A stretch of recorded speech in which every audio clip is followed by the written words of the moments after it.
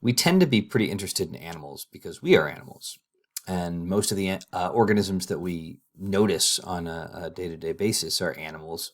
Our pets are animals, the things we love. But animals go way beyond humans and dogs and cats and turtles. And there are well over a million species. Scientists estimate there may be, up to 10 or 20 million species of animals, many of them insects. A lot of them live in the ocean, right? And so it's difficult to explore. A lot of them live in the rainforest. A lot of them are tiny. And so it's really hard to tell how many types of animals there are out there.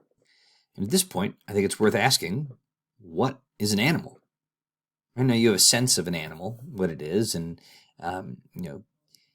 if I showed you two organisms, right, you could probably tell me which one is an animal and which one is not, maybe with a few exceptions. But what are the characteristics that make an animal an animal? Well, as with everything, there are some weird examples and exceptions, but broadly, animals are multicellular, heterotrophic eukaryotes with tissues that develop from embryonic layers. So what does it mean to be a heterotroph? Well, it has to do with your nutritional mode. It means that we ingest food. We have to eat.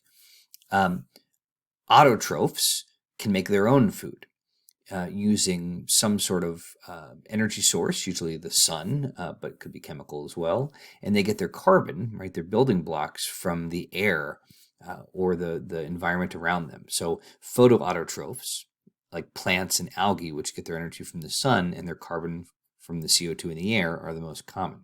But heterotrophs, we ingest our food. We rely on there being other sources of energy around for us to eat.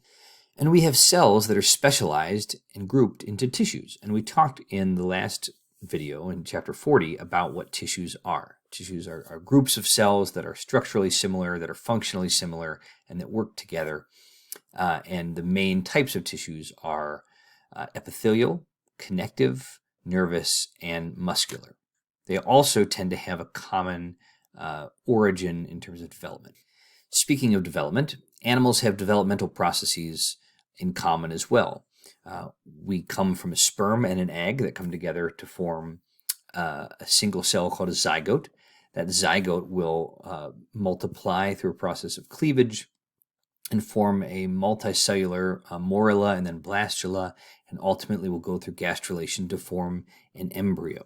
And here's what that looks like. So sperm and egg have come together to form this single diploid cell from two haploid cells. That's fertilization, and it forms this zygote. And does that mean that all animals reproduce sexually? Just about. There are exceptions. There are animals that reproduce asexually or can, but for the most part, animals reproduce sexually. And the zygote will then begin dividing from one cell to two, from two cells to four, from 4 cells to 8, and we call these processes cleavage, right? Because you're cleaving the cell into 2, or cleaving those 2 cells into 4.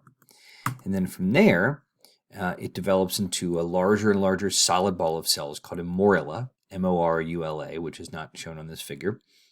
And eventually, it will get bigger and bigger, and it will hollow out on the inside and fill with fluid. And this hollow ball of cells we call a blastula. And this open space filled with fluid on the inside is called a blastocele. C-O-E-L, cele, means cavity. So whenever you see cele, it's going to refer to some sort of cavity. And eventually, you will have gastrulation occur. And this is where you start to differentiate these cells into tissue layers. And these are not, adult tissue layers like you would see in an adult organism, like epithelial tissue and muscular tissue and nervous tissue, etc.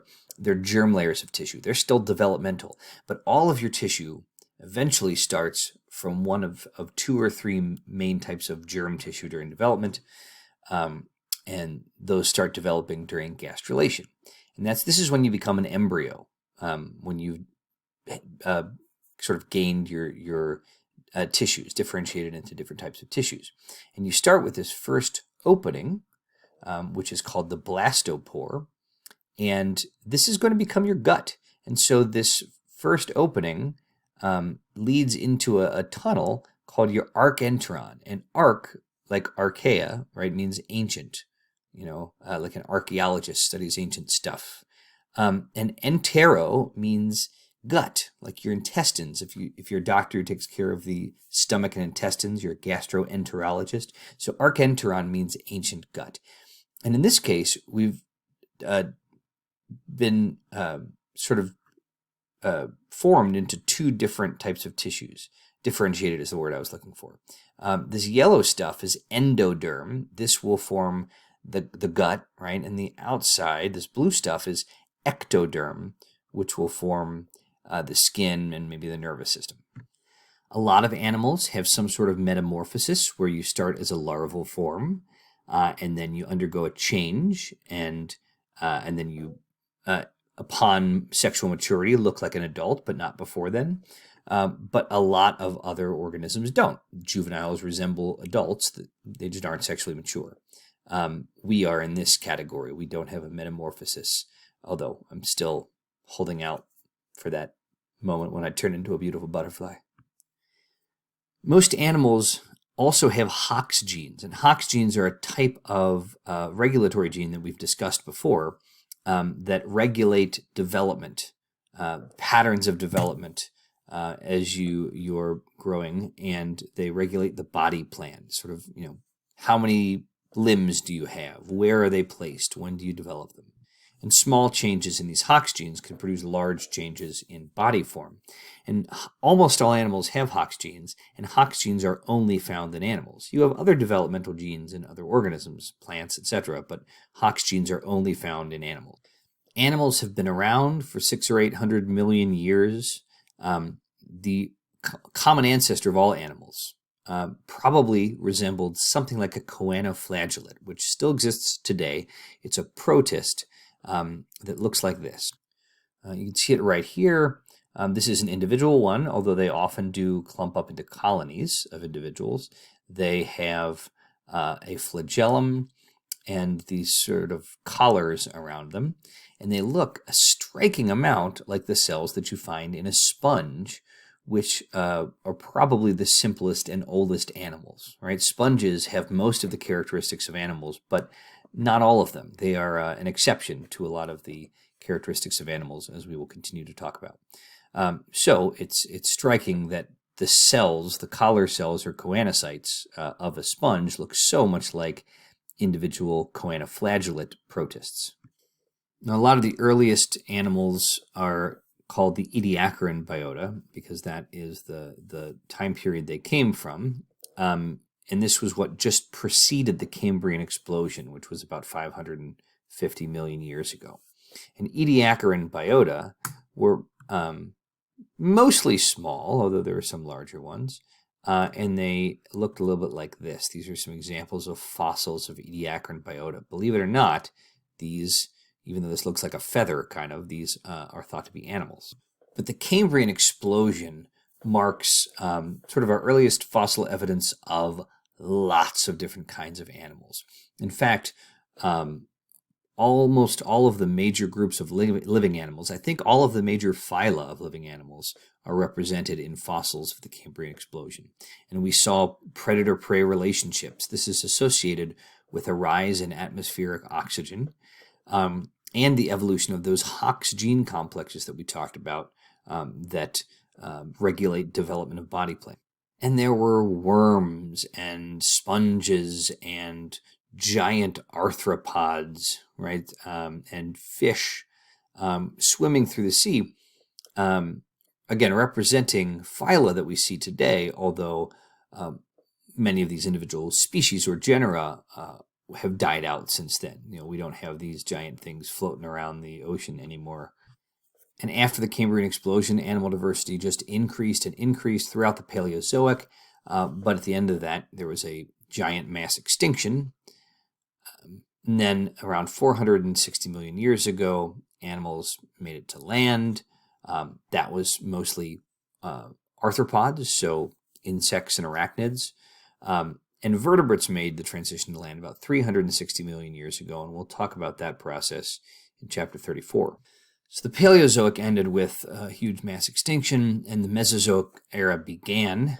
And this is really an age where the dinosaurs were the dominant terrestrial vertebrates, right? Plesiosaurs were reptiles that returned to the water. Mammals emerged during this Mesozoic era, although our ancestors were mostly little bitty individuals, and flowering plants diversified, and along with that, insects, many of which pollinated those flowering plants. And then around 66 million years ago, there was another mass extinction that ended the Mesozoic and began the Paleozoic. This is the one that we believe was caused by an asteroid impact off the coast of the Yucatan. And in this point, dinosaurs died out, and in the Cenozoic, mammals began to diversify, increase in size, and exploit vacated niches that dinosaurs and other large organisms that had died off used to occupy, and the global climate cooled off a significant amount during the Cenozoic era. Now, there are different ways that you can categorize animals, but one primary way that zoologists use is body plan. So it's a set of morphological characteristics and also developmental characteristics. Morphological meaning how organisms look, sets of physical traits they have. And developmental traits are again, things that occur as you develop from that zygote into an adult eventually. And some of these things are conservative, which means, they were there in your ancestors and they've remained through all animal groups. So gastrulation is an example of something that is conserved among lots of diverse animal groups. Almost all animals do this. One of these body plan characteristics is symmetry, right? Symmetry meaning like, are you the same on different sides if you take a slice through the middle, right? So humans show a particular type of symmetry because if you cut us down the middle, our left and our right are essentially the same, right? We have paired hands, paired nostrils, paired eyes, paired sides of the mustache. And so we have what's called bilateral symmetry.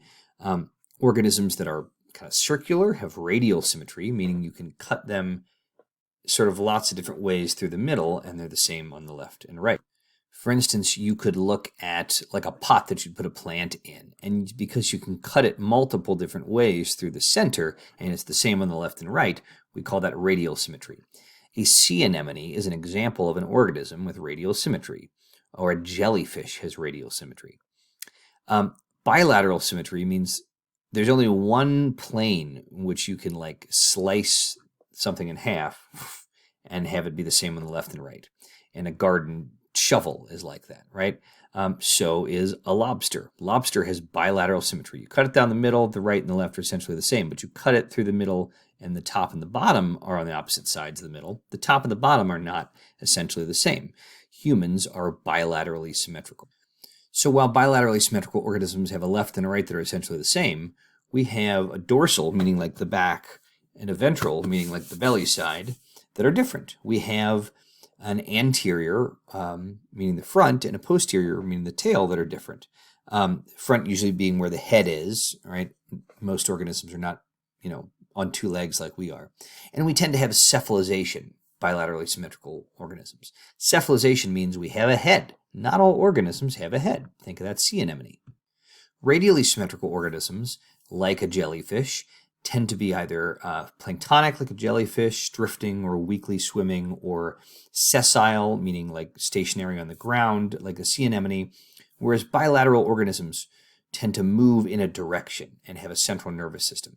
And this movement in a direction is why you tend to have a head, because you tend to have your sensory systems all in one spot, so you can see where you're going and hear where you're going and smell where you're going, right?